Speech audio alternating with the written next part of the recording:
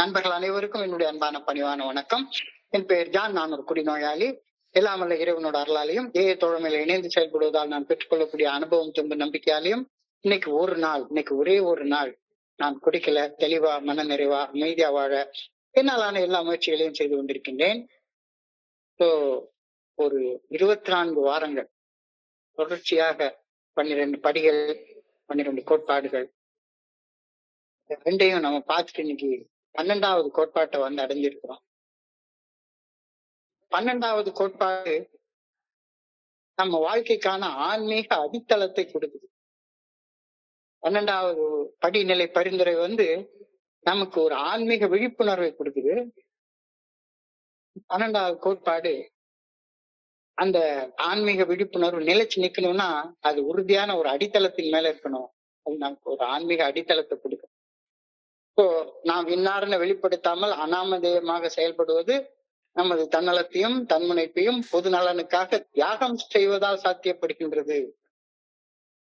இந்த தியாகம் ஏய தோழமையில் இணைந்து செயல்படும் நண்பர்களது வாழ்வின் ஆன்மீக அடித்தளமாக அமைந்து, ஸ்பிரிச்சுவல் பவுண்டேஷனாக அமைந்து, ஆன்மீக அனுபவங்களுக்கும் ஆன்மீக விழிப்புணர்வுக்கும் தொடர்ந்து வழிவகுக்கின்றது அப்படின்ற கருத்தோட இந்த 12வது கோட்பாடு ஆரம்பிக்கின்றோம்.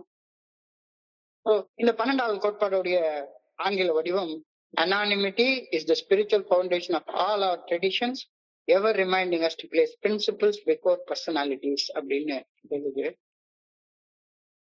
நாம் இன்னாரென வெளிப்படுத்தாமல் அனாமதேயமாக செயல்படுவது நமது கோட்பாடுகள் அனைத்தின் ஆன்மீக அடித்தளமாக அமைகின்றது. தத்துவங்களை தனிநபர்களுக்கு முன்னிறுத்தி செயல்பட வேண்டியதன் அவசியத்தை அனாமதேய கோட்பாடு தொடர்ந்து நினைவூட்டுகின்றது அப்படின்னு நாம படிக்கிறோம். 12வது கோட்பாட இந்த 12வது கோட்பாடுடைய நீண்ட வடிவம் எப்படின்னு பார்த்தோம்னா, இறுதியாக ஏய தோழமையில் இணைந்து செயல்படும் நாம் நம்மை இன்னாரென வெளிப்படுத்தாமல் அனாமதேயமாக செயல்படுவதில் மட்டுமே நமது ஆன்மீக அடித்தளம் அமைக்கப்படுவதை அறிகின்றோம். மிகுந்த ஆன்மீக முக்கியத்துவம் வாய்ந்ததாக இருப்பதையும் அறிந்து கொள்கின்றோம். இது தனிநபர்களாகி நம்மைவிட நமது தத்துவங்களே முக்கியமானவை என்று நமக்கு தொடர்ந்து நினைவூட்டுகின்றது. நாம் உண்மையான பணிவுடன் செயலாற்ற வேண்டும் என்பதை இந்த அனாமதேய கோட்பாடு நினைவூட்டுகின்றது. நாம் பெற்றிருக்கக்கூடிய மிகப்பெரிய ஆசீர்வாதங்களே நமக்கு சாபங்களாக நம்மை அழித்து விடாமல் அனாமதேய கோட்பாடு நம்மை பாதுகாக்கின்றது. இந்த பிரபஞ்சத்தையே இயக்கும் இறையருட் பேராற்றல் மேல் நாம் என்றென்றும் நன்றி உணர்வுடன் செயல்படுவதை இந்த அனாமதேய கோட்பாடு உறுதி செய்கின்றது. இது வந்து லாங் ஃபார்ம். இப்போ இந்த 12 and 12 இந்த 12 ட்ரெடிஷனுடைய மொத வார்த்தை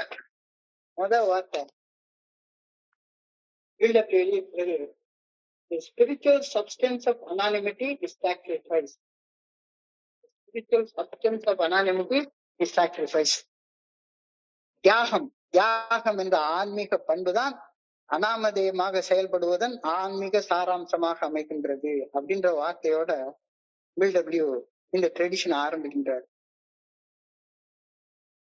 ஏழை தோழமையில பொது நலனுக்காக நாம ஒவ்வொருவரும் நம்முடைய தன்னலத்தையும் தன்முனைப்பையும் ஈகோவையும் தியாகம் செய்யுமாறு இந்த கோட்பாடு வலியுறுத்துகின்றது. ஏன்னா ஈகோ இல்லாத ஒரு மனுஷன் இருக்கவே முடியாது. எல்லாருக்கும் ஒரு ஈகோ இருக்கும், கண்டிப்பாக இருக்கும். நான் என்ற ஆணவம், நான் என்ற அந்த தன்முனைப்பு இல்லாத மனிதர்களை பார்க்கவே முடியாது. இங்க வந்து ஏய தோழமையின் பொது நலனுக்காக நாம் ஒவ்வொருவரும் நம்முடைய தன்னலத்தையும் தன்முனைப்பையும் தியாகம் செய்யுமாறு இந்த கோட்பாடு வலியுறுத்துகின்றது அப்படின்னு பில்டபிள்யூ 12 and 12 ஃபர்ஸ்ட் லைனே அந்த லைன் தான். தியாகம் என்ற பண்பு நாம் இன்னார் என்று வெளிப்படுத்தாமல் அனாமதேயமாக செயல்படுவதன் மூலம் நடைமுறைப்படுத்தப்படுகின்றது. நான் தியாகம் பண்றேன் அப்படின்னு சொன்னா என்ன, எனக்கு பேசணும் அப்படின்னு உள்ளுக்குள்ளார இருந்து அடிவத்துல இருந்து ஒரு அர்ஜு உண்டாகுது. எல்லாருடைய கவனத்திலையும் படணும், லைம் லைட்ல இருக்கணும் அப்படின்னு எல்லா குடி நோயாளிகளுக்கும் ஒரு அடிப்படை ஒண்ணு உண்டு. போன வாரம் நம்ம பார்த்த மாதிரி கவன ஈர்ப்பு தீர்மானம். எதுக்குடா சிகரெட் குடிக்கிற, அடுத்தவன் நீ கவனிக்கணும். எதுக்குடா தண்ணி அடிக்கிற, கைய கால ஆட்டி டான்ஸ் ஆடணும், எதையாவது வளரணும், எல்லாரும் என்னைய கவனிக்கணும். அதுக்காகத்தான் நான் இது பண்றேன். அந்த எல்லாரும் என்னைய கவனிக்கணும் அப்படின்ற அந்த தன்முனைப்பை தியாகம் செய்வது, அதுதான் ஆன்மீக பண்பு. அதுதான் அனாமதேயமாக செயல்படுவதன் மூலமாக நடைமுறைப்படுத்தப்படுகின்றது. ஏய தோழமையில வந்தினையும் புதிய புதிய நண்பர்களுக்கு அவங்களுடைய எதிர்காலம் குறித்த மிக உன்னதமான உயர்ந்த நம்பிக்கை வழங்குவதற்காக நாம இந்த தியாகங்களை செய்கின்றோம். ஆரம்ப காலங்கள்ல ஸ்டார்டிங் டேஸ்ல வந்து ஏஐயோடைய ஸ்டார்டிங் டேஸ்ல வந்து இப்படி எழுதுறாரு, எங்களை இன்னாரென வெளிப்படுத்தாமல் செயல்படும் அனாமதேய பண்பு முழுமையான நம்பிக்கையின் அடிப்படையில அமையவில்லை. ஆரம்பத்துல நம்பிக்கையில நாங்க எங்களுக்கு வந்து இது ஆன்மீக அடித்தளமாக அமையும் அப்படின்ற நம்பிக்கை எல்லாம் 15 வருஷம் கழிச்சுதான் வந்தது. ஆரம்பத்துல பயம், நம்ம இன்னார்னு வெளிப்படுத்திட்டா நம்மளுக்கு நம்மளுடைய கௌரவம் போயிரும், பேரு போயிரும், அது போயிரும், இது போயிரும் அப்படின்னு பயத்தின் அடிப்படையில தான் நாம அனாமதயமாக இருக்கணும்னு முடிவெடுத்தோம். முதல்ல தொடங்கப்பட்ட ஏஐ தோழமையின் குழுக்கள் பெயரை கூட வெளியிட விரும்பவே இல்லை. பேரிடப்படாத ரகசிய குழுக்களாகவே செயல்பட்டன. சின்ன விளம்பரங்களை செய்யறதுக்கு கூட எல்லாருக்கும் பயந்தாங்க. ஏதாச்சும் ஒண்ணு சிந்திரிச்சதுன்னா ஐயோ ஏ மெம்பரா வெளியே தெரிஞ்சுட்டா என்ன ஆகுறது அப்படின்னு பயந்துதான் எல்லாரும் அனாமதயமாக இருக்கணும்னு விரும்பினாங்க.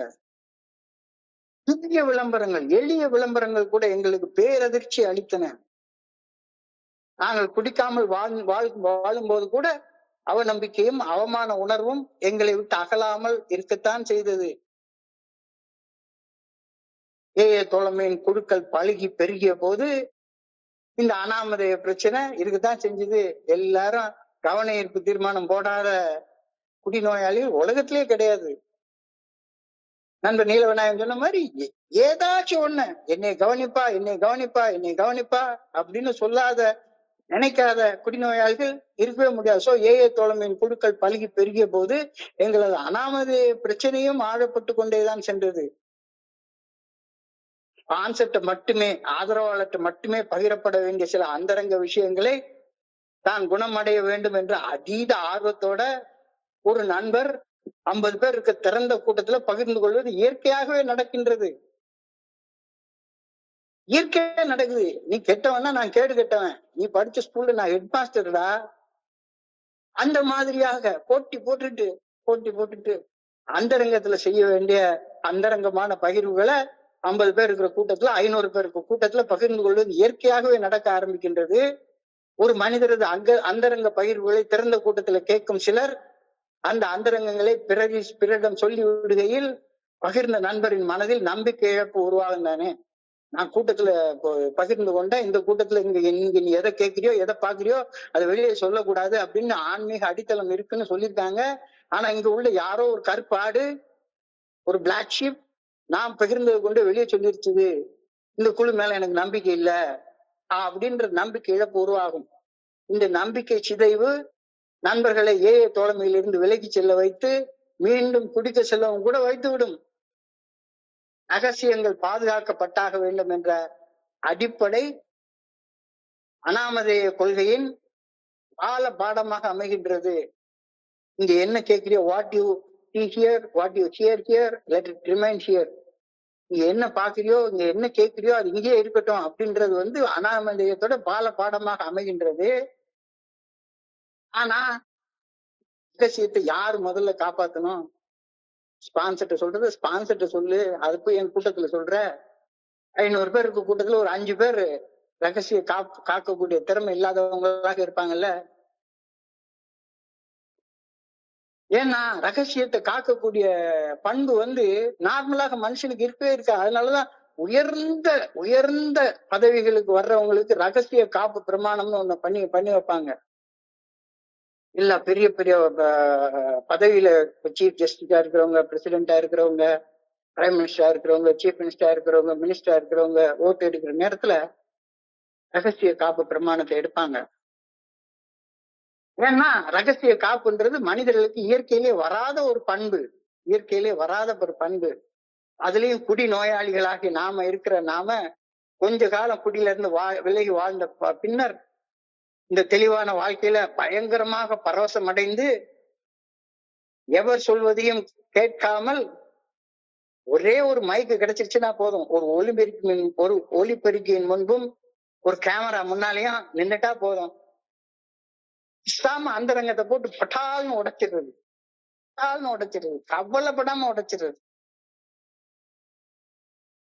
சோ முதல்ல யார் அனானிமிட்டியை பிரேக் பண்றது? யாரு அந்த கூட்டத்துல ஒலிபெருக்கியின் முன்னாலேயோ அல்லது கேமரா முன்னாலேயோ உட்காந்து பேசுறான்னு அவன் தானே உடைக்கிறான். அத்தகைய ரகசியங்கள் பிறரால் வெளியிடங்களில் பேசப்படும் போது அவர்கள் தங்களது ரகசியத்தை வெளியில் பேசும் நண்பர்கள் தங்களுடைய அனாமதேயத்தை உடைத்து விட்டதாக சொல்கிறார்கள். அவன் என்னுடைய அனானிமிட்டியை பிரேக் பண்ணிட்டான், இவன் என்னுடைய அனானிமிட்டியை பிரேக் பண்ணிட்டான் அப்படின்னு சொல்லி சொல்றாங்க. ஆனா உண்மையில முதல்ல பிரேக் பண்ணது யாரு பகிர்ந்தாரோ அந்த நண்பர் தானே பிரேக் பண்ணாரு. அப்போ எதை ஸ்பான்சர்ட்ட பேசணுமோ அதை ஸ்பான்சர்ட்ட பேசு. ஒலிவெறிக்கு முன்னால கேமரா முன்னால எல்லாம் பேசாத. தோழமை அவங்க என்ன பண்றாங்க? தன்னைத்தானே விளம்பரப்படுத்திக் கொள்றதுக்காக மட்டுமே பயன்படுத்துறாங்க. நான் ஒரு டாபிக் மீட்டிங் எடுப்பேன், என் பேர் தமிழ்நாடு முழுக்க பரவணும், நான் இத்தனை பேரை ஸ்பான்சர் பண்றேன்.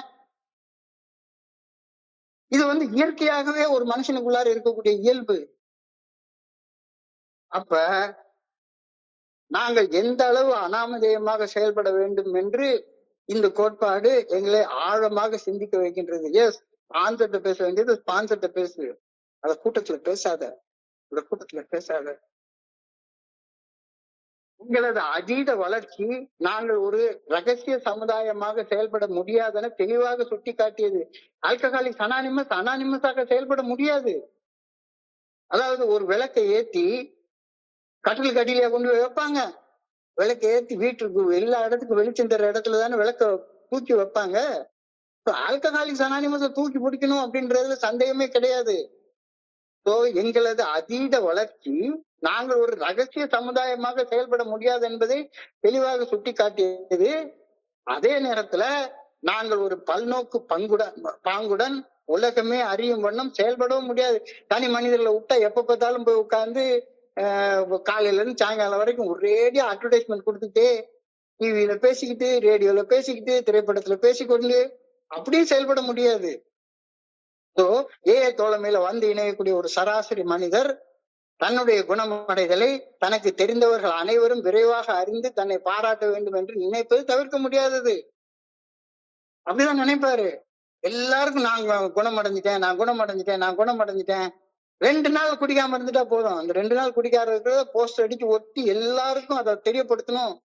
போன வாரம் நம்ம பண்ண மாதிரி ஒரு வருடம் குடிக்காம இருந்தது பெரிய போஸ்டர் அடிச்சு ஒட்டி கரம் கூப்பி நன்றி சொல்லி பெரிய கடா வெட்டி கடா சோறு போட்டு எல்லாருக்கும் அதை தெரியப்படுத்தணும் அப்படின்றது ஒரு சராசரி மனிதனுடைய குணம் அப்படித்தான் இருக்கும். ஒரு தோழமையில இணையக்கூடிய சராசரி மனிதர் தன்னுடைய குணமடைதலை தனக்கு தெரிந்தவர் அனைவரும் விரைவாக அறிந்து தன்னை பாராட்ட வேண்டும் என்று நினைப்பது தவிர்க்க இயலாதது. தனது வாழ்க்கையை பிறரிடையே பேசும் உரிமை தனக்கு இருப்பதாகவும் வாழ்க்கையை தோழமையின் செயல் திட்டத்தை பிறருக்கு எடுத்து செல்லும் திறமை தனக்கு இருப்பதாகவும் அவர் கருதி கொள்வதும் இயல்புதான்.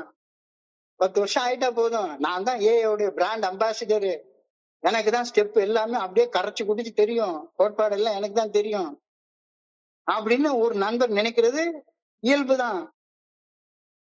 அப்ப இயல்பான உடனே அவர் என்ன பண்ணுவாரு? தன்னுடைய அறிவை வச்சே எல்லாத்தையும் பேசுறது. இது போன்ற அண்ணாமதை அத்துமீறல்கள் பெரிய பாதிப்புகளை ஏற்படுத்தாது. இது ரொம்ப பெருசா ஒண்ணும் பாதிப்பு அடையாது. நீ ஆஃப்டர் ஆல் என்ன பிக் புக்கை படிச்சு சொல்ல போற, சொல்லு, பரவாயில்ல, ஆனா ஒன்னே பாதிக்காத அளவுக்கு பாத்துக்கோ. ஆனா தோழமை பற்றி உலக அறிந்து தோழமை குறித்து பேச நாங்கள் அழைக்கப்படுகையில் நாங்கள் சமுதாயத்தில் நம்ம இன்னாரென அறியப்படும் வாய்ப்புகள் அதிகரிக்கும் போது இந்த வாய்ப்புகளை எந்த அளவு ஒடுக்கத்துடன் நாங்கள் கையாள்கின்றோம் என்பதை சார்ந்து அந்த வாய்ப்புகள் நன்மையும் தீமையும் நமக்கு செய்யக்கூடிய நன்மையும் தீமையும் அமையும் அப்படின்னு சொல்லுது. எங்களுடைய ஆணவம் நாங்கள் அவதிப்படுவோரை மீட்டெடுக்க இறைவனால் நியமிக்கப்பட்ட தூதர்கள் போன்றது ஒரு பிம்பத்தை பொதுமக்களிடையே உருவாக்கி நினைக்கும். ஆமா, சொன்ன மாதிரி பில்டபிள்யூக்கு அந்த மாதிரி நினைப்பு வந்தது. கடவுளால அப்பாயிண்ட் பண்ணப்பட்ட தேவ தூதன் அப்படின்ற நினைப்பு ஒன்று வந்தது. இந்த ஆணவம் ஒரு அடித்தளமற்ற வாழ்க்கையை எங்களை வாழ வைத்து விடும் அப்படின்ற ஒரு கருத்தை இந்த இடத்துல பதிவு பண்றார் பில்டபிள்யூ அவர்கள். பில்டபிள்யூடைய வார்த்தைகள்ல ஒரு வார்த்தை சொல்றாரு, we should remember that all members of the Fellowship of Alcoholics Anonymous have clay feet. ஒருத்தர் ரெண்டு பேர் இல்ல, தன்னையும் சேர்த்து சொல்லிக்கிறார். We should remember that all members of the Fellowship of Alcoholics Anonymous have clay feet. clay களிமண்ணான பாதங்கள். இந்த கிளேங்கிற substance களிமண் எப்படி இருக்குன்னா, தஞ்சாவூர் டிஸ்ட்ரிக்ட்ல வாழ்றவங்களுக்கு நல்லா தெரியும். இப்ப இந்த நல்ல வெயில் அடிக்குது, காஞ்சு போயிருக்கிற களிமண் வறண்டு போயிருக்கிற களிமண் கற்பாறை மாதிரி இருக்கும்.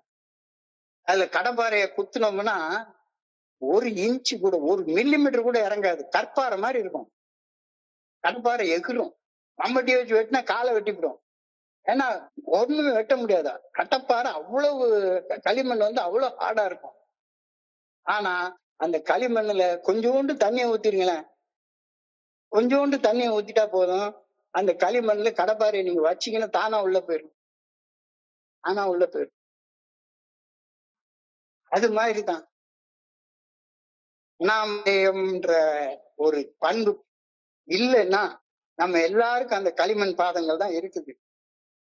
இதனாலதான் சொல்றாங்க, எந்த ஒரு தனி மனிதரையும், அது பில்டபிள்யூவாக இருந்தாலும் சரிதான், எந்த ஒரு தனி மனிதரையும் உயர்ந்த இடத்தில் வைப்பதை நாம் தவிர்த்தாக வேண்டும். அவாய்ட் பெடஸ்டல்ஸ். யாரையும் தூக்கி வச்சு அது கூடவே கூடாது. பில்டபிள்யூவா இருந்தாலும் சரிதான், நேற்றுக்கு சேர்ந்த மனுஷனா இருந்தாலும் சரிதான், நம்மளையும் மதுவையும் பிரிக்கிறது ஒரு ஆர்ம்ஸ் லென்த் தூரம் தான். What separates us from alcohol is 1 arm's length.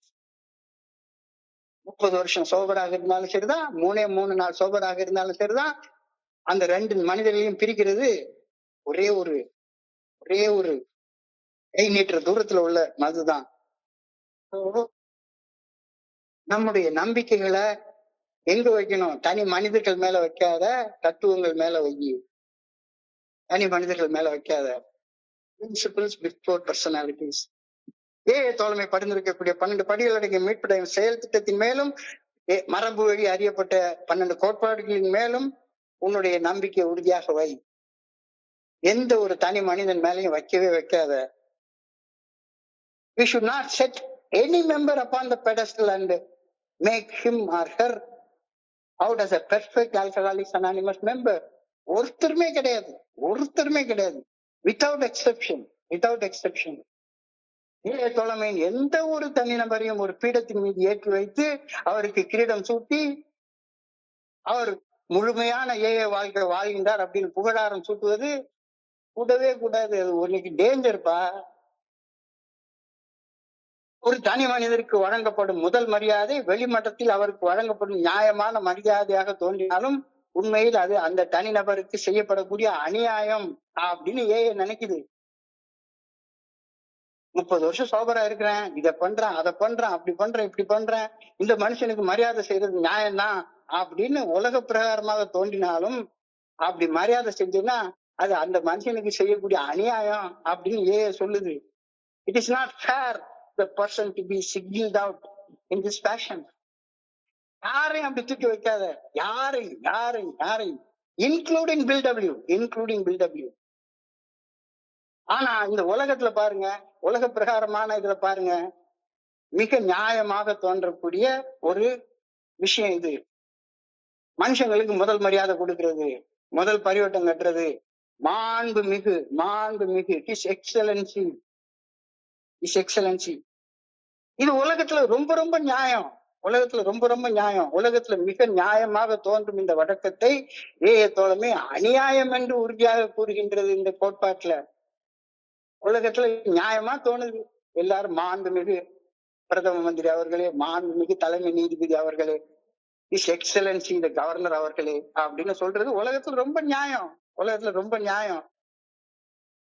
திறமையோட தொண்டாற்றும் மனிதர்களை மனிதர்கள், மகான்கள் அப்படின்னு இந்த உலகம் போற்றி பாராட்டுறத சாதாரணமா பாக்குறோம். சாதாரணமா பாக்குறோம். உலகத்துல மிக சாதாரணமாக காணப்படும் தனி மனித வழிபாடு ஏஐ தோழமையில மிகவும் அசாதாரணமாக காணப்படுகின்றது. ஏஐ தோழமையில அது கிடையவே கிடையாது. கிடையவே கிடையாது. மிகவும் நியாயம் என்று கருதப்படும் தனி மனித வழிபாடு ஏஐ தோழமையில் தனி மனிதர்களுக்கு இழைக்கப்படும் அநியாயம் அப்படின்னு ஏஐ தோழமை சொல்லுது. துரோகம். யாரையும் தூக்கி வைக்காத, யாரையும் குருஜிலாம் கூப்பிடாத, யாரையும் கூப்பிடாத. நிறைய பேர் வந்து குருஜி குருஜின்னு கூப்பிடுறாங்க. அது எனக்கு இழைக்கக்கூடிய அநியாயம். நான் எல்லாம் குருஜி எல்லாம் கிடையாது. நான் என்னுடைய வாழ்க்கையில உள்ள நடந்த நிகழ்ச்சிகள் எல்லாமே சொல்லியிருக்கிறேன். எல்லாருக்குமே அந்த களிமண் பாதங்கள் தான் இருக்குது. எல்லாருக்குமே தன்னை வெளிப்படுத்தி தன்னை குருஜின்னு கூப்பிட்டா உடனே மண்டைக்குள்ளார ஒரு கொம்பு முளைக்கக்கூடிய இது வந்துடும்.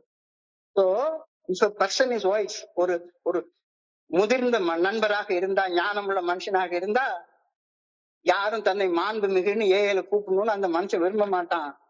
தன்னை சுற்றி வாழும் தனி மனிதர்கள் தன்னை வாழ்த்த வேண்டும், வணங்க வேண்டும் அப்படின்னு ஒரு தனி மனிதன் விரும்பினான்னா அவனை என்னன்னு சொல்றது? ஞான சூன்யம் தான் சொல்லணும். ஞானமுள்ள மனுஷன்னு சொல்ல முடியாது.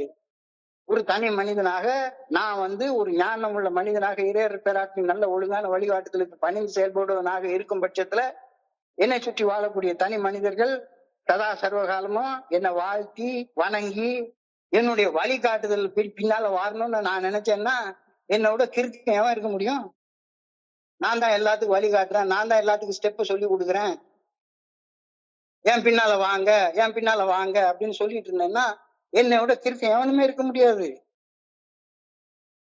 ஏஐ தோழமையில் ஒரு தனி மனிதனை தனிமைப்படுத்தி பீடத்துல ஏற்றி வச்சு வணங்கி அவரை வழிகாட்டியாக எடுத்து வாழ ஆரம்பிப்பது மிக ஆபத்தான நிலையில கொண்டு உன்னை விட்டுரும். மிக ஆபத்தான அந்நிலையில கொண்டு விட்டுரும். வழிகாட்டுதலும் வழிபாடும் இறையர் பேராற்றலுக்கு மட்டுமே சொந்தமானது. ஒருத்தர் தான் வழிகாட்டுதல். மிச்சம் எல்லாருமே அன்போட ஆதரிக்கக்கூடிய ஆதரவாளர்கள் மட்டும்தான்.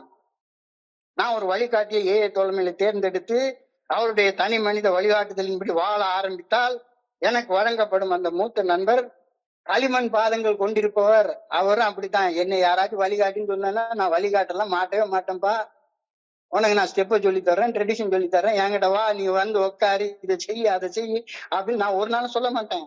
இந்த கோட்பாடு அதை சொல்லுது. யாருக்கிட்டையாச்சும் வழிகாட்ட ஒரு வழிகாட்டி அப்படின்னு சொல்லி வழிகாட்டியை எடுத்து அவர்கிட்ட வழிகாட்டுதலை கேட்டேன்னா அந்த நண்பருக்கும் களிமண் பாதங்கள் கிளே ஃபீட் இருக்கிறத மறந்துடாத. அந்த வழிகாட்டிக்குள்ளாரையும் மறைந்திருக்கக்கூடிய பலகீனங்கள் இருக்கும், கண்டிப்பாக இருக்கும். நமது வழிகாட்டி பாதை மாறி சென்றால் கண்டிப்பாக அவர் பின்னால போகக்கூடிய நம்மளும் பாதை மாறி போயிடுவோம்ல. எனக்கு வழிகாட்ட வேண்டியது கடவுள் மட்டும்தான். எனக்கு வழிகாட்ட வேண்டியது இறையர் பேராற்றல் மட்டும்தான்.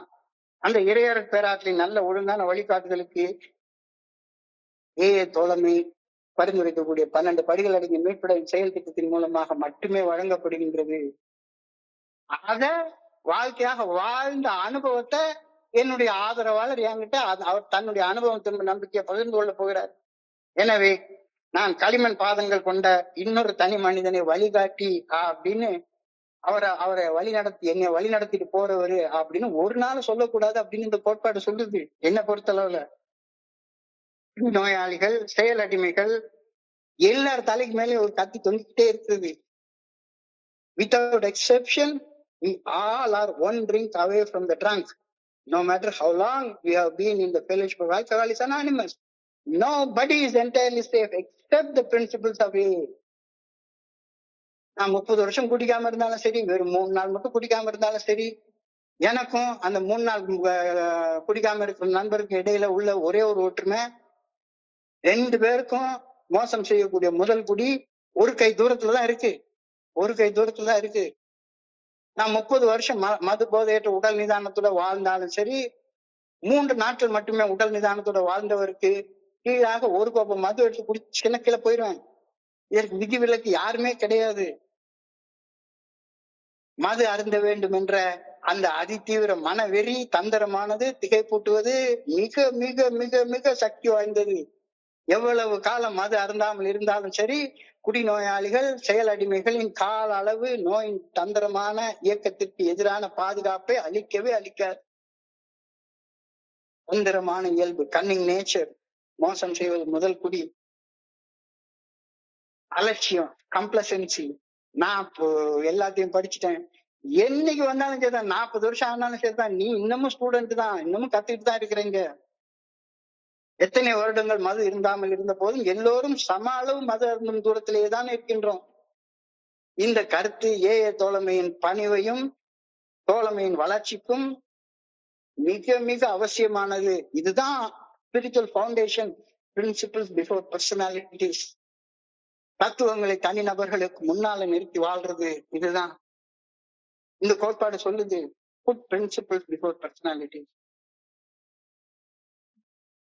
இந்த பிரின்சிபல்ஸ் பிஃபோர் பர்சனாலிட்டிஸ் வச்சு வாழ்ந்து இறைவனுடைய நல்ல ஒழுங்கான வழிகாட்டுதலை ஏற்றுக்கொண்டு அந்த வழிகாட்டுதலின்படி வாழ்ந்த நண்பர்களின் அனுபவம் தம்பு நம்பிக்கையா கேட்டு கேட்டு கேட்டு கேட்டு வர்ற நேரத்துல உனக்கு ஆழ்மன அமைதி கிடைக்கும். அந்த ஆழ்மன அமைதியை தான் ஆன்மீக விழிப்புணர்வு சொல்றாங்க, ஆன்மீக அடித்தளம் சொல்றாங்க. அந்த ஆன்மீக அடித்தளத்தை வகுத்துக் கொள்வதற்காக மட்டும்தானே நான் இங்க வர்றேன், வேற எதுக்காக நான் இங்க வர்றேன்? So the inward peace that comes first, அது following the good orderly direction of the creator. இது வேற எந்த வகையிலுமே கிடைக்காது, வேற எந்த வகையிலுமே கிடைக்காது. இந்த வழிமுறைகளை பின்பற்றியதன் பலனாக ஒரு ஆன்மீக விழிப்புணர்வை பெற்றோம். அந்த ஆன்மீக விழிப்புணர்வை நீ தக்க வச்சு காத்துக்கணும்னா இந்த ஆன்மீக விழிப்புணர்வு வழிமுறைகளை வாழ்க்கையாக வாழ்ந்ததுனால கிடைச்சதே தவிர எந்த ஒரு வழிகாட்டியின் வழியில போனதுனால எனக்கு கிடைக்கலன்னு நீ நம்பணும். நீ உன்னுடைய தனி மனித வாழ்க்கையில இந்த 12 படிகள் அடங்கிய மீட்புடன் செயல் திட்டத்தை பிறரது அனுபவம் தம்பு நம்பிக்கையை கேட்டு கேட்டு கேட்டு கேட்டு கேட்டு வாழ்க்கையாக வாழ்ந்து வாழ்ந்து வாழ்ந்து நான் ஆழ்மன அமைதியை பெற்றுக்கொள்கிறேனே தவிர அந்த ஆழ்மன அமைதியை வேற யாருமே எனக்கு கொடுக்க முடியாது. என்னுடைய ஆன்மீக அடித்தளத்தையும் நான் தான் அமைச்சு கொள்ளணுமே தவிர என்னுடைய ஸ்பிரிச்சுவல் ஃபவுண்டேஷன் எனக்காக யாருமே போட முடியாது, யாருமே போட முடியாது, நான் தான் போட்டாகணும். அப்ப ஒரு தடவை நீ உறுதியாக ஆன்மீக அடித்தளத்தை நீ போட்டுட்டேன்னா அந்த ஆன்மீக அடித்தளத்தை உடைச்சு போடவும் யாராலையும் முடியாது. ஆக்குறதும் உன் கையில தான், அழிக்கிறதும் உன் கையில தான். அந்த வனத்தில் ஒரு ஆண்டி 4 மாதமாய் குயவனை வேண்டி கொண்டு வந்தான் ஒரு தோண்டி, அதை கூத்தாடி கூத்தாடி கூத்தாடி கூத்தாடி போட்டுடை தாண்டி. எவ்வளவு ஒரு முக்கியமான கருத்து இந்த இடத்துல சொல்றாங்க. தீதும் நன்றும் பிறர் தர வரவே வராது. உனக்கு தீமை ஆன்மீக அடித்தளத்தை வச்சுக்கிட்டேன்னா உனக்கு தீமை வரவே வராது. ஆன்மீக அடித்தளத்தை உறுதியா வச்சுக்கலன்னா உனக்கு நன்மை வரவே வராது. குவா குவா குவா குவான்னு நுழலும் தன் வாயால் கெடுன்ற மாதிரி கத்திக்கிட்டே இருந்தானே சரிதான், பாம்பு வந்து கடி குத்து தின்னு முழுங்கிட்டு போயிட்டே இருக்கும். இப்படிப்பட்ட வாழ்க்கையை வாழ்றது. I must be careful not to let the world's worries distract me. நிச்சயமாக இந்த ஆன்மீக அடித்தளத்தை இது வாழ்றதுக்கு நிறைய விஷயங்கள் இருக்கு. நாம ஏன் அனாமதயமாக செயல்பட வேண்டும்னு பில் டபிள்யூடைய ஒரு ரொம்ப ஒரு உன்னதமான ஒரு கட்டுரை, Why All is Anonymous is Anonymous அப்படின்ற தலைப்புல 1955 பில் டபிள்யூ அவர்கள் ஒரு கட்டுரை எழுதியிருக்கிறார். பெஸ்ட் ஆஃப் பில் அப்படின்ற ஒரு தொகுப்பு, அந்த புத்தகத்தை நான் தமிழாக்கம் பண்ணிருக்கிறேன். அந்த தொகுப்புல இருந்து சில வரிகளை நான் வாசிக்கிறேன். அதிகாரம், அந்தஸ்து, ஆஸ்தி ஆகியவற்றை அடைய மனிதன் எதிர்கொள்ளும் போராட்டங்கள் என்றும் இல்லாத அளவு மனிதனது நாகரிக நடத்தையை சிதைத்துள்ளன. 1955 எழுதுறாரு. இன்னைக்கு வரைக்கும் அதே தான் நடந்துட்டு இருக்கு. மனிதனுக்கு எதிராக மனிதன், குடும்பத்திற்கு எதிராக குடும்பம், குழுவுக்கு எதிராக குழு, தேசத்திற்கு எதிராக தேசம் கிளர்ந்தெழுவதை நடைமுறையில இன்னைக்கு தினசரி பார்த்துட்டே இருக்கோம். யாரும் பார்த்தோன்னா சரிதான், ஒரு மனுஷன் இன்னொரு மனுஷன் திட்டிட்டு இருக்கிறான், ஏன் தலைமை தான் பெரிய தலைமைன்றான், நான் வழி நடத்திட்டு போவேன், நான் தான் நாட்டை பாதுகாப்பேன், நான் தான் இது பண்ணுவேன். சோ ஆஸ்தி, அதிகாரம், அந்தஸ்து இதை அடையணும் அப்படின்னு எல்லாரும் கங்கணம் கட்டிட்டு அலையிறாங்க. என்னைக்கு இல்லாத அளவு குண்டு போட்டு எத்தனை 1000 பேரை சாகடிச்சாலும் சரி, மனித சமுதாயத்தை காப்பாத்துறதுக்கு நான் தான் அவதாரம் எடுத்திருக்கேன் அப்படின்னு தனி மனுஷனாக ஒருத்தன் சொல்லிட்டு இருக்கிறான். மனிதனுக்கு எதிராக மனிதன், குடும்பத்திற்கு எதிராக குடும்பம், குழுவுக்கு எதிராக குழு, தேசத்திற்கு எதிராக தேசம் கிளர்ந்தெழுவதை இன்று நடைமுறையில் யதார்த்தமாக நாம் காண்கின்றோம். கடுமையாக போராடும் போராளிகள் அனைவருமே தங்களது தனி மனிதர்களது தங்களது தேசத்தின் அமைதிக்காகவும் நீதி நிலைநாட்டுறதுக்கும் போராடுவதாக சொல்லிக்கிறாங்க. எல்லாருமே சொல்லிக்கிறாங்க. எங்களுக்கு அதிகாரம் அழியுங்கள், என்னைய ட்ரஸ்டி ஆகுங்க, நான் எல்லா புக்கையும் இன்னைக்கே நான் டிரான்ஸ்லேட் பண்ணி உங்க கையில கொடுத்துருவேன், ஓட்டுல நான் நிக்கிறேன். இங்க இன்னும் ஓட்டு போட்டு தேர்ந்தெடுக்கக்கூடியது ஏஐக்குள்ளாரையும் வந்துருச்சு. எங்களுக்கு அதிகாரம் அழியுங்கள், நாங்கள் நீதியை நிலைநாட்டுவோம், முன்னுதாரணமாக ஆண்டு காட்டுவோம் என்று அத்தகையோர் அரைக்குவல் விடுக்கின்றனர். பொருளாதார மேம்பாடு அடைந்தால் மட்டுமே சௌகரியமான ஆனந்தமான வாழ்க்கையை மனிதர்கள் வாழ முடியும் என்று அவர்கள் கனவு காண்கின்றார்கள். உலகெங்கிலும் வாழும் மனிதர்கள் அனைவரும் இக்கருத்தினை ஆழமாக நம்பி எல்லாரும் இதுக்குதான் செயலாற்றிக்கிட்டே இருக்கோம். மிக பயங்கரமான இந்த வறண்ட சூழ்நிலையில் வாழ்ந்து கொண்டிருக்கக்கூடிய மனித சமுதாயம் எப்படா முன்னேறி போறதுன்னு தெரியாம வலிக்கு வந்து திணறிட்டு உட்கார்ந்துருக்கு. அந்த காலகட்டத்துல நம்ம வாழ்ந்து கொண்டிருக்கின்றோம். எங்க போய் நிக்க போறோம்? கடைசியில இது ஒரு முட்டுச்சந்தில கொண்டே விட்டுரும். சரி, இதற்கும் ஏஏ தோழமை கடைபிடிக்க பரிந்துரைக்கும் அனாமதேயத்திற்கும் என்ன சம்பந்தம் இருக்கிறது அப்படின்ற ஒரு கேள்வியை கேட்கிறாரு பில்டபிள்யூ. நம்ம கிட்ட எல்லாம் கேட்கிறாரு. இந்த சம்பந்தத்தை ஏஏ தோழமையில் இணைந்து செயல்படும் நாம் அனைவரும் அறிந்திருக்க வேண்டியது மிக மிக அவசியம். ஏஏ தோழமையில் இணைந்து செயலாற்றும் நாம் ஒவ்வொருவருக்கும் முன்னேற்றம் காண இயலாத முட்டுச்சந்தில முட்டிட்டு நின்றுட்டு தான் உட்கார்ந்துருக்கோம். இதுல இருந்து எங்க போறது எங்க போறது எங்க போறது எங்க போறதுன்னு தெரியவே இல்லை. இந்த முட்டுச்சந்தில வந்து முட்டிட்டு நின்னதுக்கு அப்புறம் தான் நம்ம ஓஹோ நம்ம அனாமதயமாக செயல்படாம குவா குவா குவா குவான்னு கத்துனதுனாலதான் இந்த முட்டுச்சந்தில வந்துட்டு இருக்கோன்றது நமக்கு நல்லா வந்து புரியுது.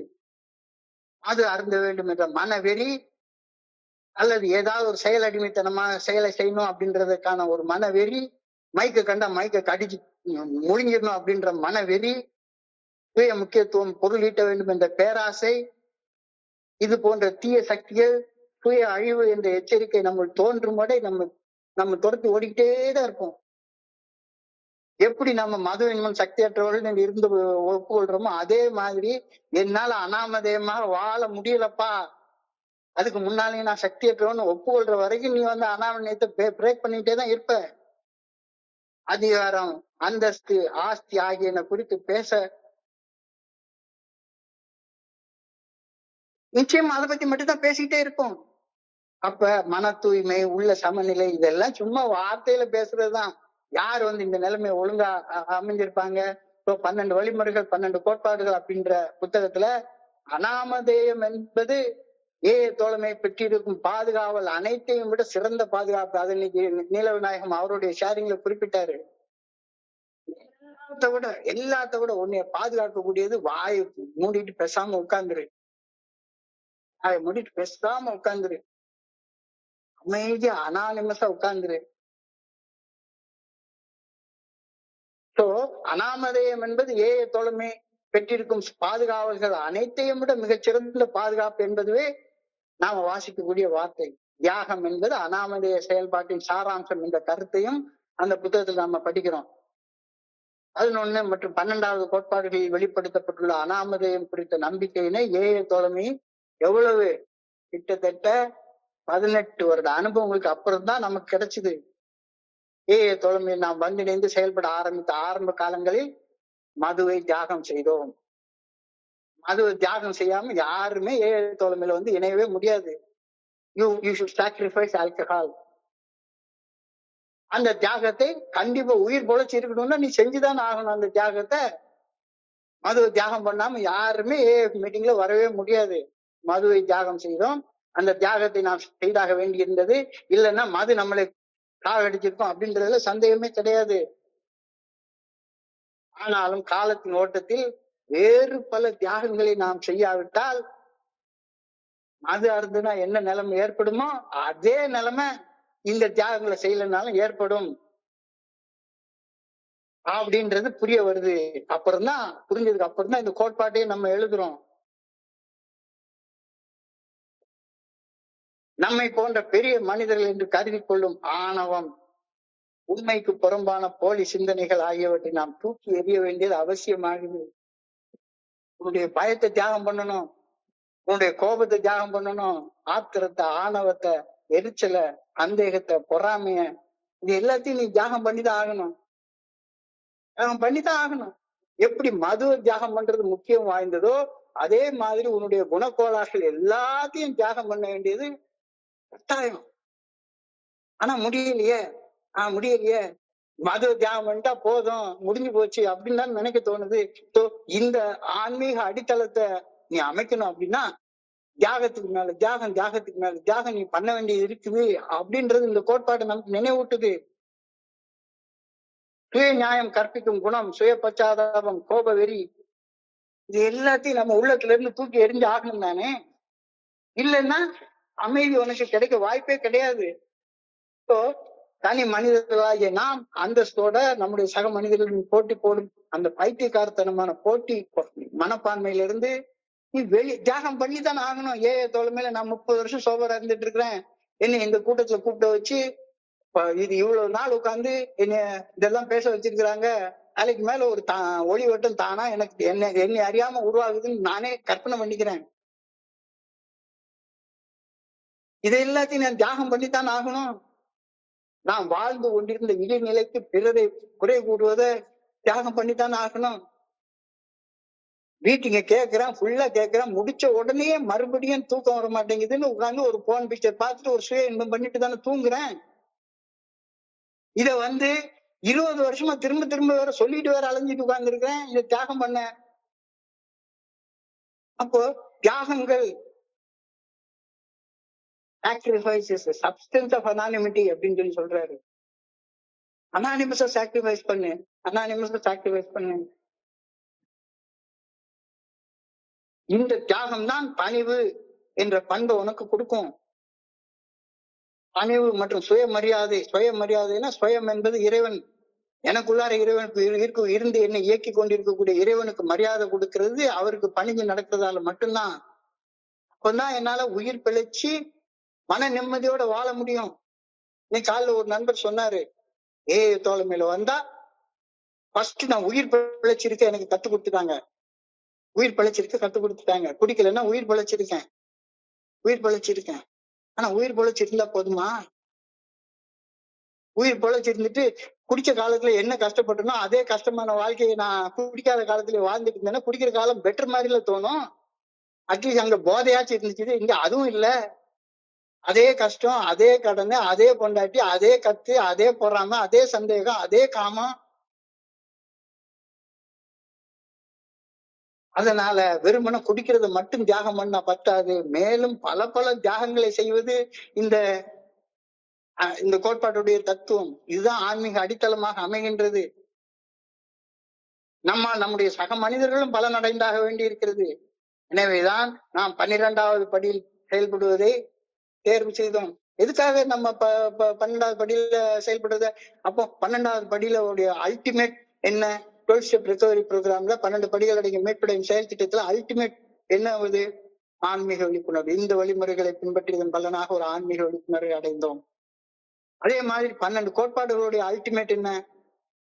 ஏன்னா அதோட முடிஞ்சிருது ஆன்மீக அடித்தளம். ஆன்மீக அடித்தளம் என்ன? அனானிமிட்டி. அனானிமிட்டியோட அடித்தளம் என்ன? தியாகம். நான் தான் குவான்னு கத்திக்கிட்டே இருக்கிறது தியாகம் பண்ணித்தான் ஆகணும். தோழமை கஷ்டப்படும் சக மனிதர்களுக்கு எடுத்து செல்ல முயற்சி செய்யறது எப்ப சாத்தியப்படும்? அனானிமஸா இருந்தா மட்டும்தான் சாத்தியப்படும். நான் செய்யக்கூடிய இந்த 12வது படிநிலை செயல்பாட்டுக்கு ஏதாச்சும் எல்லாரும் என்னைய குருஜின்னு கூப்பிடணும், அப்படி கூப்பிடணும், இப்படி கூப்பிடணும், எனக்கு மரியாதை கொடுக்கணும், இல்லாட்டி போனா நான் கெட்ட வார்த்தையில அவங்கள திட்டுவேன். இதெல்லாம் என்ன மனப்பான்மை? நான் ஒண்ணுமே செய்யல, வெறுமனும் என்னுடைய மண்டையில இருக்க மூளையை வச்சு செயல்பட்டு இருக்கேன்னு அர்த்தமாயிடும். எனக்கு யாராச்சும் ஒருத்தர் என்னைய வழிகாட்டியா எடுத்துக்கிறேன் அப்படின்னு சொல்லி கேட்கறான்னா, நம்ம இந்த ஸ்பான்சர்ன்ற வார்த்தைக்கு வழிகாட்டி அப்படின்னு தெரியாதனமா மொழிபெயர்த்து வச்சிருக்கிறோம். யாராச்சும் என்னைய வழிகாட்டு அப்படின்னு சொல்லி கேட்டாங்கன்னா அவங்க வாழ்க்கையை கட்டுப்படுத்தக்கூடிய அதிகாரத்தை அவங்க நமக்கு கொடுக்குறாங்கன்னு அர்த்தமா என்ன? இல்ல அவங்கள வழிகாட்டுறதுக்காக நமக்கு குருதட்சணை கொண்டாந்து கொடுக்கணும் அப்படின்னு எதிர்பார்க்கிறோமா என்ன? தட்சணை இல்லாம ஏதாவது நடக்குமா? இந்த உலகத்துல நடக்காது. உலகத்துல தட்சணை இல்லாம யாருமே ஒண்ணுமே செய்ய மாட்டாங்க. ஒரு கப் டீ கூட வாங்கி கொடுக்க மாட்டான். எந்த ட்ரீட்மெண்ட் சென்டர்லயாச்சும் உனக்கு 3 வேளை சாப்பாடு போட்டு, மருந்து போட்டு, மாத்திரை போட்டு கவுன்சில் பண்றது, இது எல்லாத்தையும் ஆப்சல்யூட்லி ஃப்ரீயா செய்வாங்களா என்ன? செய்யும் நற்செயல்களுக்காக பிறருடைய புகழ பாராட்ட எதிர்பார்த்தா, பிரதி உதாரணமாக எதிர்பார்த்தா நமக்கு ஆன்மீக அடித்தளம் இல்லவே இல்லைன்னு தான் அர்த்தமாயிடும். அப்படி நீ செஞ்சேன்னா, எதையாச்சும் ஒண்ணு எதிர்பார்த்தனா அனானிமிட்டி இருக்காது. அனானிமிட்டி இல்லைன்னா உனக்கு வாழ்க்கைக்கே அடித்தளம் இருக்காது. அடித்தளம் இல்லைன்னா நானும் கச்சேரிக்கு வந்தேன் போனேன் அப்படின்னு சொல்லிட்டாலே போற. தியாகம் என்பது தியாக செய்யும் செயல் செய்பவர் மற்றும் அச்செயலை பெற்றுக்கொள்பவர் ஆகிய இருவருக்குமே பலன் அளித்தாக வேண்டும். இல்லாட்டி போனா என்ன அர்த்தம் இருக்கு? ஸ்பான்சர் பண்ணா ஸ்பான்சரும் பலன் அடையணும், ஸ்பான்சர் பண்ணப்படுறவரும் பலன் அடைந்தாகணும். இருவருமே பலன் அளிக்காத செயல் தியாக செயலாக இருக்க முடியாது. அது அனானிமஸாக இல்லைன்னா நீ என்ன செஞ்சும் பிரயோஜனம் கிடையாது. என்ன செஞ்சும் பிரயோஜனம் கிடையாது.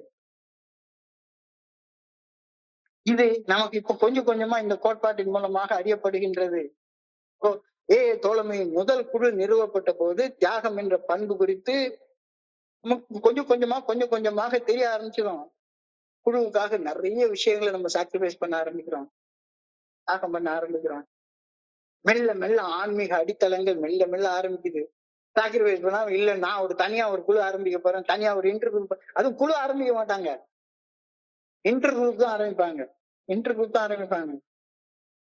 ஆனா நிமிட்டினா என்னன்னே தெரியல, உடைக்கிறது உடைச்சு ஏன்னா அந்த குழுவுக்கு இவர் தலைவரா போய் உட்கார்ந்துப்பாரு. நாம இந்த குழுக்களுடைய ஒற்றுமையை உறுதிப்படுத்துற நேரத்துல தியாகத்துடைய அவசியம் நமக்கு தெரிய வருது. தியாகத்துடைய அவசியம் தெரியலன்னா அனானிமஸ் இருக்கக்கூடிய அவசியம் அவனுக்கு புரியவே புரியாது. இந்த மாதிரி தியாகங்களை தொடர்ந்து செய்யறதன் மூலமாக மரபு வழியாக உணரப்பட்ட 12 கோட்பாடுகள் அவற்றுடைய உட்பொருளுடன் நமக்கு அப்பதான் புரிய ஆரம்பிக்குது. தோழமை உயிர் பிழைத்திருந்து ஒற்றுமையுடன் திறமையாக செயல்படுவதற்கு அதனுடைய ஒவ்வொரு உறுப்பினர்களும் தங்களது தனிப்பட்ட ஆசைகளையும் லட்சியங்களையும் தங்களது வச்சு நான் பேர் சம்பாதிக்கணும், பணம் சம்பாதிக்கணும், நான் இத்தனை பேரை ஸ்பான்சர் பண்ணணும் அப்படின்ற எண்ணம் மனசுல இருந்தா தொடச்சு தூர போட்டுருங்க. வேலை செய்யவே செய்யாது. இந்த கோணத்துல பார்க்கும்போது மரபு வழியாக நம்முடைய 15 வருடத்தில் அறியப்பட்ட அந்த 12 கோட்பாடுகள் நாம செய்ய வேண்டிய தியாகத்துடைய பட்டியல்னே நம்ம சொல்லலாம். ஒவ்வொன்னையும் நம்ம கிட்ட இருக்கக்கூடிய வேண்டாத விஷயங்கள் எல்லாத்தையுமே விலைக்கு தூர போட்டுறோம், தியாகம் பண்ணிடுறோம். என்னுடைய குருஜி ரொம்ப அழகான ஒரு கருத்து சொல்லுவாரு. ஒரு கல்லு அந்த கல்லுல செதுக்கி தேவையில்லாத பாகங்களை எடுத்து தூர போட்டுட்டோம்னா அந்த கல்லுக்குள்ளார தூங்கிட்டு இருக்கிற தெய்வம் வெளிப்படும் அப்படின்னு சொல்லுவாரு. முதல்ல எடுக்கிறப்ப பெரிய ஒளியை வச்சு அடிப்போம். அது தியாகம் பண்றது ஒரு பெரிய ஒளியை எடுத்து தமால்னு கல்ல 2ஆ உடைக்கிற மாதிரி அர்த்தமாயிடும். கல்லுக்குள்ளே சிற்பம் தூங்கி கிடக்கும், அதை சின்ன ஒளி தட்டி தட்டி எடுப்போம். அப்ப ஒளியோடைய சைஸ் கொஞ்சம் கொஞ்சமா மைன்யூட்டா நுணுக்கமாக வேலை செய்ய ஆரம்பிக்க குறைஞ்சுக்கிட்டே வரும். இந்த ஸ்தபதிகள் சிற்பிகள் இவங்க கிட்ட எல்லாம் நீங்க போய் கேட்டீங்கன்னா சொல்லுவாங்க, கடைசியா எல்லாம் செஞ்சு முடிச்சதுக்கு அப்புறமா கண்ணு திறக்கிறது அப்படின்னு ஒரு வார்த்தை சொல்லுவாங்க. கண்ணு திறக்கிறதுக்காக அவங்க வச்சிருக்கிற அந்த ஒளி ஊசி மாதிரிதான் இருக்கும், இன்னொன்று ஊசி மாதிரி. அந்த சுத்தியெல்லாம் சின்னதாக இருக்கும், ரொம்ப மைன்யூட்டான வேலைப்பாடு. தேவையில்லாதத அகற்றி போடுறதுன்றது வாழ்நாள் முழுமைக்குமான பணி.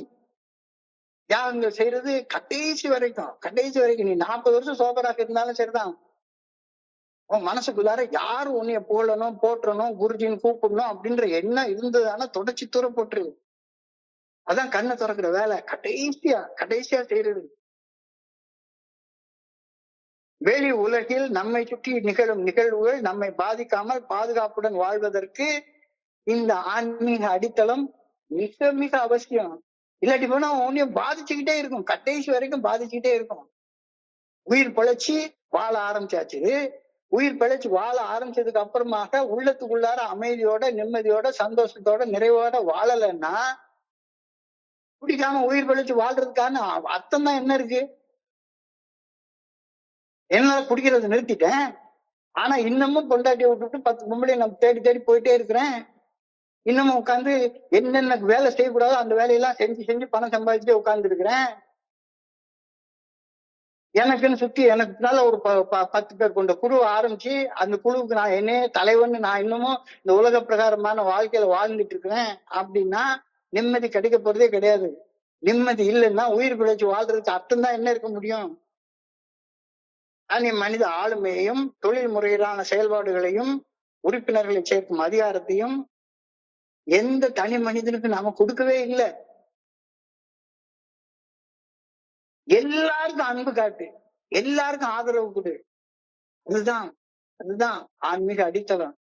நீ எல்லாம் உன்னையெல்லாம் நான் சேர்த்துக்க மாட்டேன், உனக்கெல்லாம் அன்பு காட்ட மாட்டேன், உனக்கெல்லாம் ஆதரவு கொடுக்க மாட்டேன், நீ என்னுடைய ஆதரவை பெறுவதற்கு அருகதையற்றவன், தகுதியற்றவன் இப்படின்னு சொன்னா இன்னமும் நீ கண்ணு திறக்கலன்னு தானே அர்த்தம். உனக்கிட்ட தேவையில்லாத பகுதிகள் இருந்துகிட்டே இருக்குன்னு தானே அர்த்தம். தேவையில்லாத பகுதிகள் இருந்துட்டு இருக்கிற வரைக்கும் உனக்கு ஆன்மீக அடித்தளமே இல்லாம இருந்துட்டு இருக்கிற. You are living with clay feet. களிமண் பாதங்களை கொண்டு வாழ்ந்து கொண்டே இருக்கிற. களிமண் பாதங்களை கொண்டு எவ்வளவு நாள் வாழ்ந்துட்டு இருக்க போற? இவர் ஏஏ தோழமையில எல்லா கோட்பாடுகளையும் கரைச்சி பிடிச்ச வல்லவர், ஏஏ தோழமைக்கு நன்மை செய்ய வல்லவர், இவர் சீர்திருத்தவாதி, இவர் ஏஏ தோழமையின் குழுவிற்கு தந்தை போன்றவர் என்று எந்த ஒரு தனி மனிதரையும் புகழ்வதை முற்றிலுமாக புறக்கணித்து விட்டோம் இந்த கோட்பாட்டின் மூலமாக. நாம் எவரிடமிருந்தும் தானமாக பணம் பெறுவதை முற்றிலுமாக மறுத்து விடுகின்றோம். நாம் ஏஏ தோழமைக்கான செலவினங்களை நமது சொந்த பணத்தில் இருந்து கொடுப்பதை தேர்வு செய்கின்றோம். எல்லாமே நம்ம மரபுயாக அறியப்பட்ட இந்த கோட்பாடு எங்களுடைய புண்ணிய செயல்களாலும் ஞானத்தாலும் நாங்கள் இத்தகைய ஆன்மீக பண்பு நலன்களை பெற்றுக்கொள்ளவில்லை. நாங்கள் அனுபவித்த மோசமான அனுபவங்களின் பட்டறிவு கடுமையாக கலங்கி நிற்கும் இந்த வியாபார உலகத்துல நாங்கள் உயிர் பிழைத்து வாழ்வதற்கு எங்களுக்கு சில வழிகளை காட்டியது. அந்த வழிகளின் மரபு வழியாக அறியப்பட்ட அந்த வழிகளின் கல்மினேஷன், ஸ்பிரிச்சுவல் ஃபவுண்டேஷன் இந்த அனானிமிட்டி. அனானிமிட்டி இல்லைன்னா உனக்கு ஸ்பிரிச்சுவல் ஃபவுண்டேஷனே கிடையவே கிடையாது. அந்த அனானிமிட்டியை நீ நடைமுறைப்படுத்துறது எப்படி நடைமுறைப்படுத்த போற? சில தியாகங்களால மட்டும்தான் நடைமுறைப்படுத்த போற. அந்த தியாகங்களை செய்ய மாட்டேன், இன்னமும் உட்கார்ந்து கெட்ட வார்த்தை பேசிட்டே அழுந்துட்டு இருப்பேன், அடுத்தவனை திட்டிக்கிட்டே உட்கார்ந்துட்டு இருப்பேன், உனக்கு நான் அன்பு காட்ட மாட்டேன், ஆதரவு காட்ட மாட்டேன் அப்படின்னு சொல்லிக்கிட்டே இருந்தேன்னா, அல்லது நான் உனக்கு வழி காட்டுறேன், எனக்கு எல்லாம் தெரியும் அப்படின்ற வகையில் நீ சொல்லிட்டு இருந்தேன்னா நீ தியாகமே பண்ணலன்னு தானே அர்த்தம். அப்போ உயிர் பிழைச்சிருக்கிறது மட்டும் இல்ல, உயிர் பிழைச்சிருந்து உள்ள சமநிலையோட ஆழ்மன அமைதியோட வாழ்வதற்கு நாம சில தியாகங்கள் செய்வதை தேர்ந்தெடுக்கின்றோம். நம்மை விட உயர்ந்த சக்தி ஒண்ணு நம்மளை இயக்குகின்றது அப்படின்ற கருத்துல சந்தேகமே கிடையாது. ஏஏ தோழமையின் குழுக்கள் உயிர் பிழைத்திருந்து செயல்பட்டாக வேண்டும். இல்லையெனில் நம்மில் ஆயிரக்கணக்கானோர் இறந்து போய்விடுவோம். அது உண்மை. Group must survive, otherwise individuals will tie. தனி மனிதன் பரிதாபமா செத்து போயிடுவான். இப்பொழுது இந்த சூழ்நிலையில் அனாமதேயம் என்ற கருத்து எப்படி ஏஏக்கு பொருந்தது அப்படின்னு யோசிச்சு பாத்துக்க. அனாமதேயம் என்றால் என்ன? முதல்ல அது தெரிஞ்சுக்கோ. அனாமதேயம்னா இன்னார்ந்து வெளிப்படுத்தாமல் இருப்பது அப்படின்றதுனா என்ன அர்த்தம்? கடவுள் எனக்காக செய்ததை நானே எனக்கு செய்து கொண்டேன்னு நீ நினைக்காத, அதுதான் anonymity. We will intuitively realize that God does for us what we cannot do for ourselves. நமக்கு நாமே செய்து கொள்ள முடியாததை கடவுள் நமக்காக செய்கின்றார் என்பதை நாம அறிந்து கொள்வோம். அப்ப கடவுள் நமக்காக செய்த விஷயங்களை நான் எனக்கு நானே செய்து கொண்டேன், நான் 12 வழிமுறைகளை அப்படியே தலைகீழ பாடம் பண்ணி பண்ணதுனால எனக்கு நானே செய்து கொண்டேன் இல்ல. நீ பணிந்து செயல்படும் போது உனக்குள்ளார இருந்து கடவுள் செயலாட்ட ஆரம்பிக்கின்றார் அப்படின்ற கருத்தை நீ புரிஞ்சுக்கோ. கடவுள் செய்த செயலை நான் செய்த செயலாக நீ பிரகடனப்படுத்துறது தான் அனானிமிட்டி பிரேக். நான் குடிக்காம இருந்தேன் குடிக்காம இருக்கிற செயலை நான் செய்தேன், ஆனா குடி வெறியை நீக்கினது கடவுள். குடிக்காம இருக்கிற செயல் குடிவெறி கடவுளால் அகற்றப்படுவதற்காக நான் வந்தடைய வேண்டிய தயார் நிலை.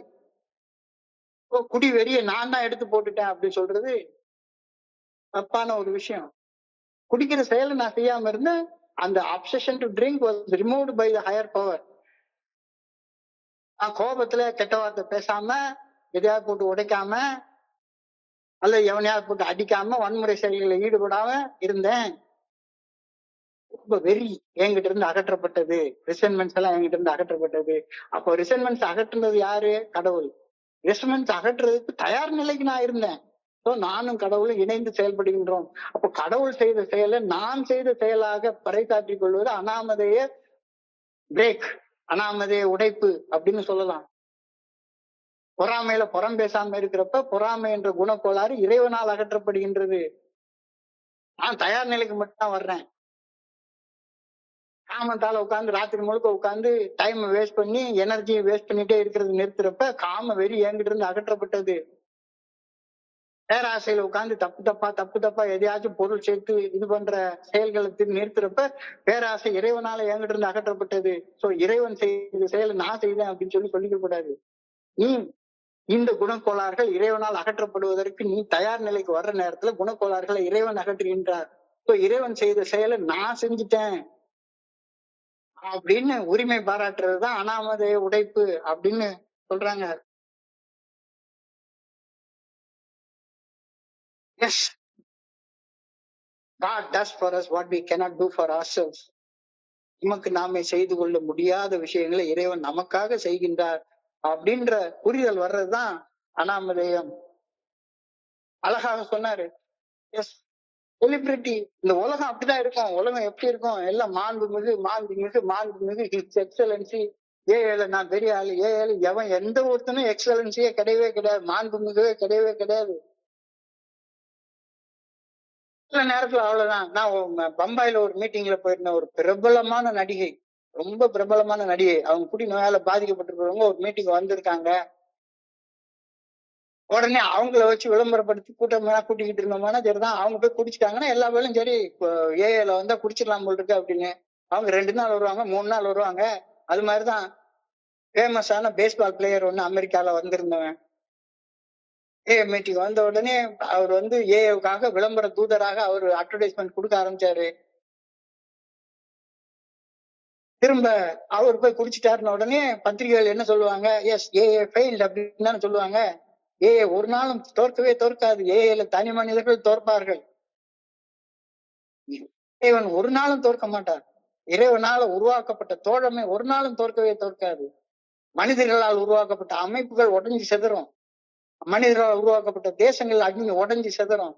இதுவரைக்கும் சரித்திரத்தை பிரிச்சு பாருங்க. மனிதர்கள் உருவாக்கிய எல்லை கோடுகள் நிரந்தரமாக இருந்ததே கிடையாது. பெரிய ரோமாபுரி எம்பையரு, பெரிய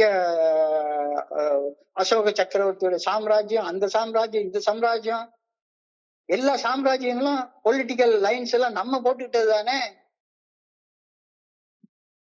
இந்த விஷயங்கள் எல்லாம் உடையும். ஆனா ஒரு நாளும் இறைவன் உருவாக்கி வச்சிருக்கிற அடித்தளம் உடையவே உடையாது.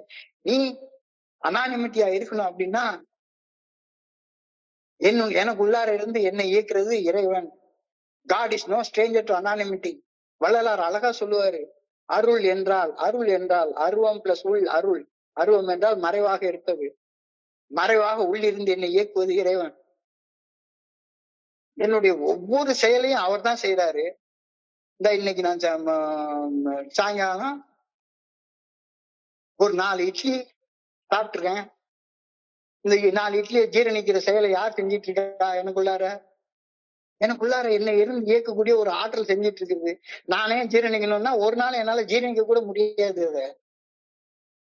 இப்போ இறைவன் செய்யக்கூடிய செயலை நான் செய்யக்கூடிய செயல்களாக உடைக்கிறதுக்கு பேர் தான் அனானிமிட்டி பிரேக். அவரு அனானிமஸா செஞ்சுக்கிட்டே இருக்கிறாரு. God is no stranger to anonymity.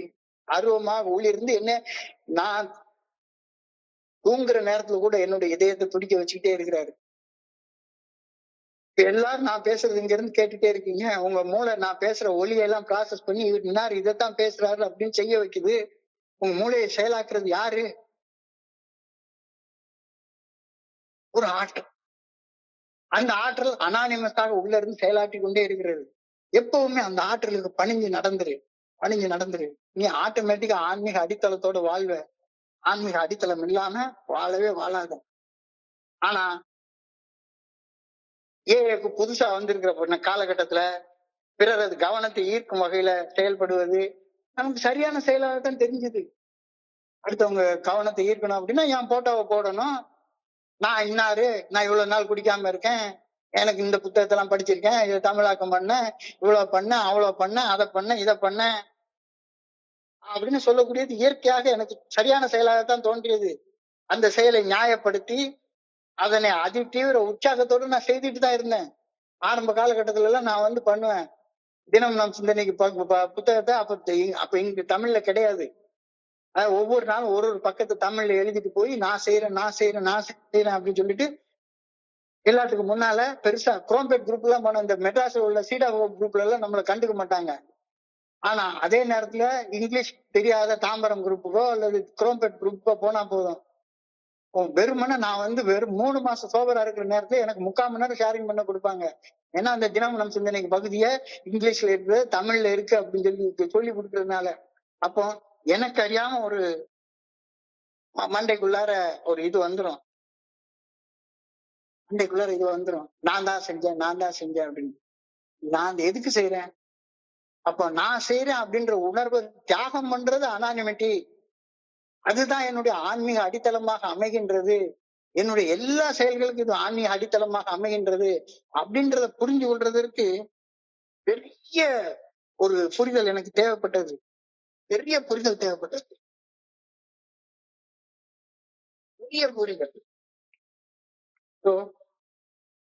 அனுபவங்களின் மூலமாக நாம் இன்னாரென வெளிப்படுத்தாமல் அனாமதேயமாக செயல்படுவது உண்மையான பணியுடன் செயல்படுவதாகும் என்ற அந்த பட்டறிவை, எக்ஸ்பீரியன்ஸ, அனுபவத்தை நாம பெற்றுக்கொண்டோம். நமக்குள்ளார எழக்கூடிய அபிலாஷைகளை தியாகம் செய்யும் போது தோழமையின் தத்துவங்களை தனிநபர்களுக்கு முன்னிறுத்தும் ஒரு உறுதியான நம்பிக்கையை பெற்றுக் கொள்கின்றோம். யாராக இருந்தாலும் சரிதான். மாண்புமிகு எல்லாம் ஏஐல கிடையவே கிடையாது. எவருமே மாண்புமிகு கிடையவே கிடையாது. எல்லாருக்கும் களிமண் பாதங்கள் தான் இருக்கு. யாருக்கும் வழிகாட்டலாம் வழிகாட்டவே முடியாது. குரு என்பவர் கு என்றால் இருட்டு, ரு என்றால் வெளியேற்றுதல், குரு என்றால் இருளை வெளியேற்றுவது. இறைவனுடைய நல்ல ஒழுங்கான வழிகாட்டுதல் மட்டும்தான். அருட்பெருஞ்சோதி தனிப்பெரும் கருணை அருட்பெருஞ்சோதி. என் மனசுல உள்ள இருளை இருட்ட போக்குறது இறைவன் மட்டும்தான்.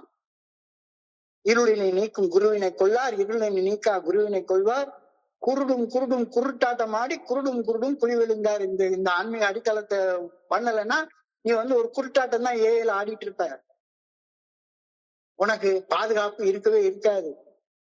ஆனா என்னைக்கு நீ அனானிமிட்டி அப்படின்ற இடத்துக்குள்ளார வந்துட்டியோ, ஒரு பாதுகாப்பு கவசத்தை எடுத்து நீ அணிஞ்சு கொள்ற, ஏஐயுடைய பாதுகாப்புடைய ஒரு அங்கமாக நீ மாற்றம் பெற்றிருக்கிற.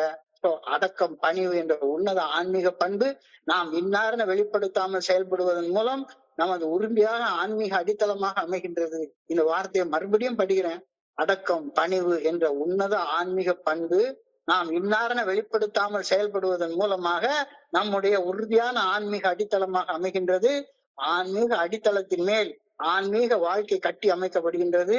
ஆன்மீக வாழ்க்கை, ஆன்மீக அனுபவங்கள் பெறவும், ஆன்மீக விழிப்புணர்வை அடையவும் வழிவகுக்கின்றது. இல்லாட்டி போனா வேற கிடைக்காது. இது தனி மனிதனாகி நீதான் செய்யணும்.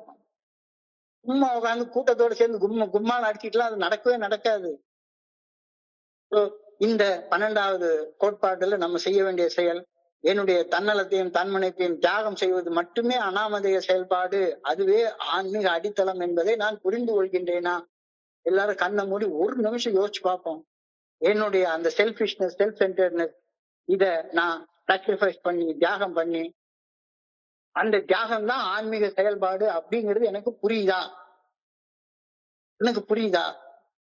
ஆன்மீக அடித்தளத்தின் மேல் மட்டுமே ஆன்மீக வாழ்க்கையையும் அதன் தொடர் விளைவான ஆன்மீக அனுபவம் என்ற ஆன்மீக விழிப்புணர்வையும் நான் பெற்றுக்கொள்கின்றேன் அப்படின்றத நான் புரிஞ்சு கொள்றேன்னா, yes, every tradition is a parallel to that to the particular step. So 12th tradition is the parallel to the 12th step.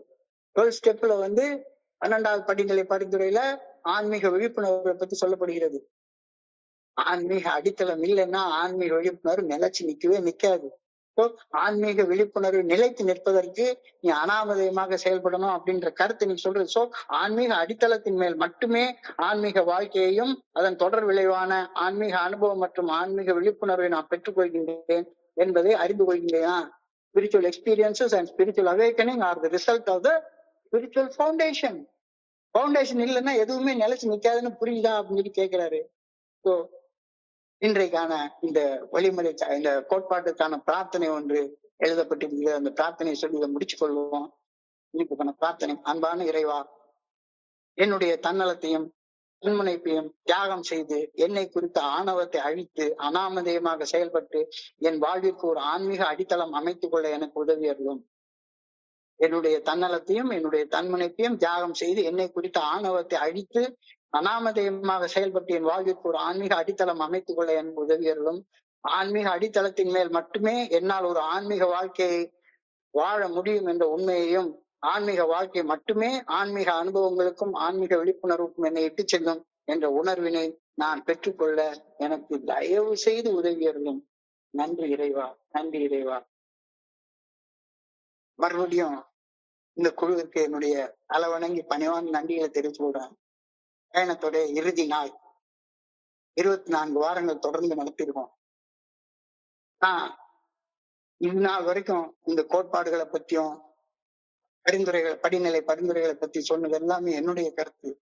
இப்ப நான் சொன்னது எல்லாமே கூட 12 and 12 புக்கை வச்சுதான் நான் படிச்சேன். பில்டபிள்யூ எழுதின அனானிமிட்டி அப்படின்ற தலைப்புல எழுதின கட்டுரையை பத்தி தான் நான் பகிர்ந்து கொண்டேன். எல்லாமே பில்டபிள்யூ எழுத்துக்கள். ஆனாலும் கூட எழுத்துக்கள் அவருடையதாக இருந்தாலும் சொற்கள் என்னுடைய சொற்கள், என்னுடைய வாயிலிருந்து வந்த சொற்கள். நான் ஒரு சாதாரண குடிநோயாளியா இருக்கிறதுனால இந்த சொற்கள்ல ஏதாச்சும் குழப்பங்கள் இருக்கலாம். நண்பர் நீலவிநாயகம் சொன்ன மாதிரி இருந்து வர்ற ஒரு 15-20 நிமிடங்கள்ல உங்களுடைய குழப்பங்கள் எதுவாக இருந்தாலும் வெளிப்படுத்துங்க, தாராளமா வெளிப்படுத்துங்க. தவறு இருந்தா இங்க சொல்லுங்க, நல்லது இருந்தா வெளியே போய் சொல்லுங்க. தப்புகளை வெளியவும் நல்லதுகளை எங்க சொல்லுவோம், தயவு செய்து வேண்டாம். எனக்கு இந்த வாய்ப்பு கொடுத்த குழுவிற்கு வணங்கி நன்றி சொல்லிக்கிறேன், பணியோட நன்றி சொல்லிக்கிறேன். நிறைவு செய்ய எனக்கு இறைவன் கொடுத்த இந்த ஆற்றலுக்காக நன்றி சொல்லிக்கலாம். ஏன்னா தேர் எழுதி தெருவில் விடாம கடைசியில நிலையில கொண்டாந்து நிறுத்தணும். 12 படிநிலை பரிந்துரைகள், மரபு அறியப்பட்ட 12 கோட்பாடுகள், இது எல்லாத்தையும் முடிச்சு ஒரு நிலைக்கு கொண்டாந்து நிறுத்திருக்கிறோம். இது எல்லாத்துக்கும் சேர்த்து உங்க முன்னால வணங்கி பணிவோட பாதம் தொட்டு கடவுளுக்கு நன்றி சொல்லிக்கிறேன். வாய்ப்புக்கு நன்றி, குழுவிற்கு நன்றி, பொறுமையாக கேட்ட ஒவ்வொரு நண்பருக்கும் என்னுடைய பணிவான நன்றிகள். நன்றி நன்றி நன்றி நன்றி நன்றி.